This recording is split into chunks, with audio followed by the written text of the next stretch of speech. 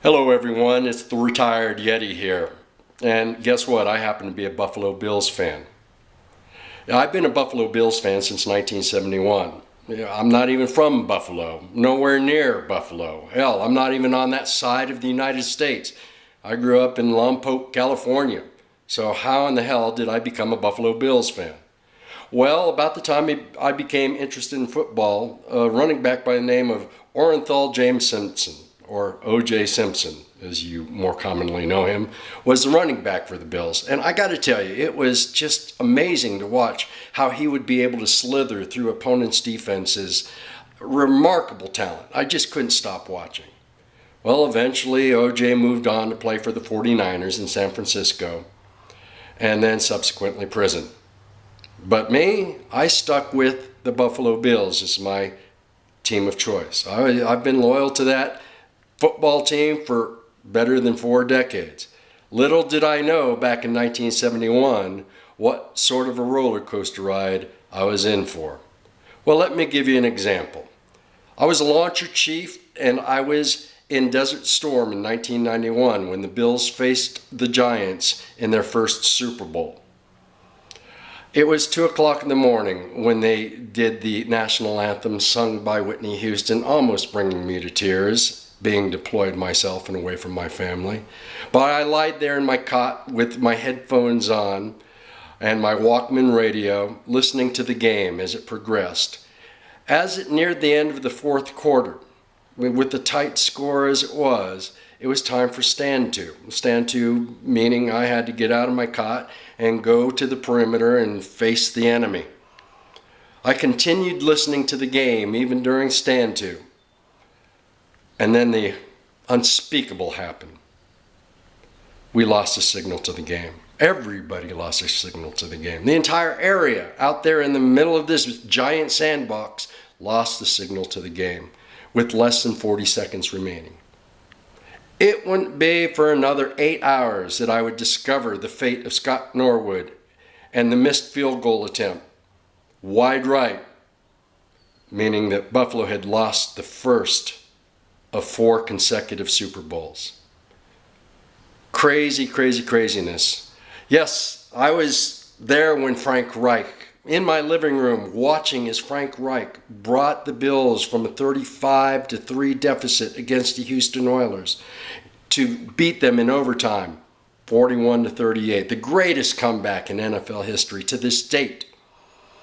I was there watching as Wade Phillips benched Doug Flutie in place of the now healed and recovered wonderful, magical talents of Rob Johnson. And they went into the wild card game and lost in the last playoff game that they've seen ever since. Yes, it was the Music City Miracle. You remember that forward pass that was called a lateral by the referees.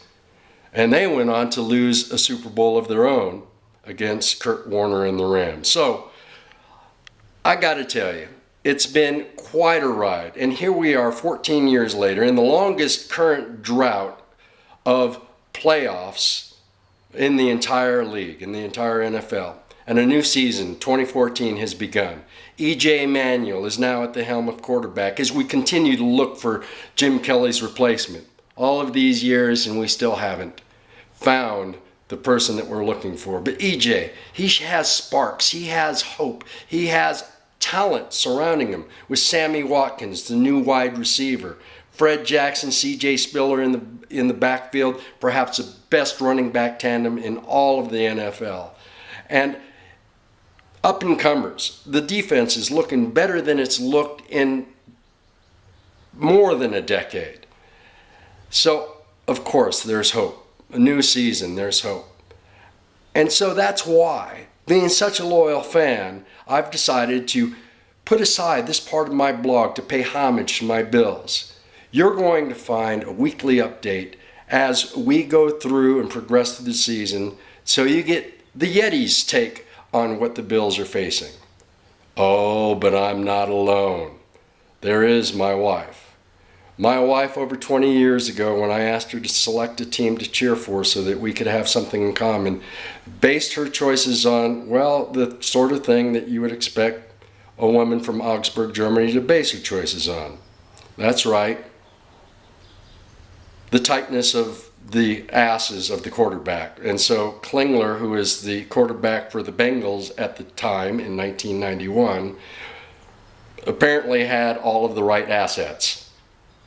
As did, I guess, their coach, who was David Shula at the time.